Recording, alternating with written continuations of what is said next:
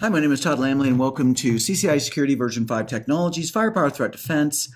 In this section, we're going to continue on installing the Cisco Firepower Management Center. Let's go ahead and take a look. So here I am. I'm logged into my FMC, HTTPS, typed in the IP address that we set. I have two of them here. I'm going to have two FTD boxes, two FMCs, make it easier for us. So when you come up and you've installed the box and it needs to be configured, the password is this. I'm writing it right here so you can see it. Admin and then admin123. So I'll type that in here. This will take a minute to come up. And when this comes up, it's going to give me a menu, right? And it's going to ask me to configure it. And here it is right here. That was actually pretty fast. So I'm going to say, I'm going to put in my password here. Now remember, I could have set all of this when I was installing the vCenter, and I typically would, but I wanted you to see the screen. And then this screen wouldn't have come up had I configured it there. So the host name is FMC19, and the domain, again, all this could have been set there. But I want you guys to see this. 10.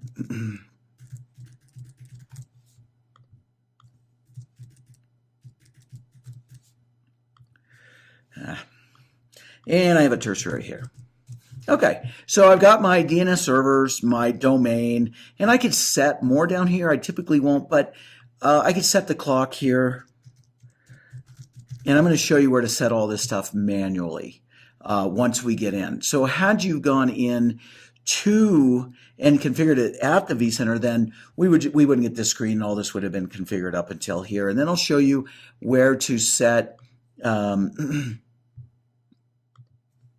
no spaces, and say apply.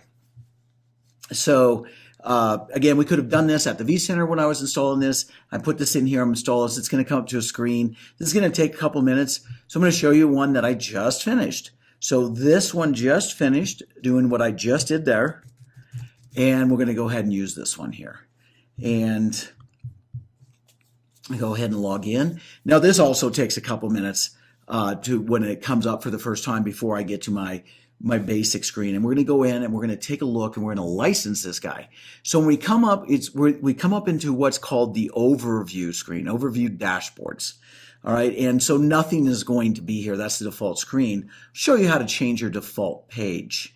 So over here is my day-to-day analysis and policy configuration in my device, my FTD device configuration. So you can see under devices here, we have VPN, QoS, NAT, device management, where we do routing and our interfaces, right? We did that from our ASA, from our CLI or ASDM, and now we do it from here. We're going to see all this. So I'm going to come over here. Now this is configuring my FMC. All right, so I'm going to say system. Now we can see system configuration. I'm going to do that in the next section, a separate video. We've also got users. We're going to configure domains in this series, integration. Here's those updates I mentioned when we were installing, where I can now go out and get updates. As a matter of fact, I'll go ahead and click on this right now and let's see what we get. Now that I'm installed here, I'm running 623. Well, we know there's some updates to this, so let's just say download. Now we'll let that download and we can install them from here. System. Now what we want to do here though is system license. Let's take a look at the different licenses here. We've got classic licenses and smart licenses. Now we can see that this is my license for my FMC. So I'd have to get what's called a Firepower license, and then I'd have things like URL or malware and so on, and I would see these here. So if I would use the classic license if I had an ASA with Firepower, Meraki Firewall with Firepower, an ISRG2 router with Firepower, or a plain appliance, right? But what we're going to do is go to smart licensing here, and we have to have this to bring FTD boxes in. I want to show you up here. This is that one I just finished configuring, right? He's still going, right? And so that's pretty normal, which is why I had this other one done. Now, we can click evaluation mode, and that's fine. And it'd probably be fine for this series until we got to our remote access, AnyConnect. I actually have to have it. So I'm going to, I have to have a token here. So we have non-exportable. So we have an exportable license actually. Now, so I need to put a token in here. Now this is new with 623, the Cisco Success Network. You could do that. Now I'm going to go ahead and go out to my login for me into Cisco and get a token. Now this is pretty important to understand where this is as well. This one's kind of confusing too. Software.cisco.com, smart licensing, right? Now over here under licensing, I'm going to click right here, smart software licensing. I'm going to go ahead and log into my CCO account. And now when I get this, this one's kind of a little bit harder to maneuver as well, which is why I really want to show you this as well. So I'm going to bring this up, and you can see all the old licenses I had here for other labs and classes I was doing. I'm going to click on inventory. And then I'm going to go ahead and grab my token here by creating a new token. And this one is going to, now I could do this, this is going to be FMC 20. I can do this up for 365 days. And if you're in a non-production environment, that's fine. We just need 30 days, right? Let's go ahead and take that. And notice I have the export controlled right here. So here it is. And I'm going to click this right here. And I can do a Control C or right click copy. And then come back here to my FMC and paste that in. And now we got it licensed.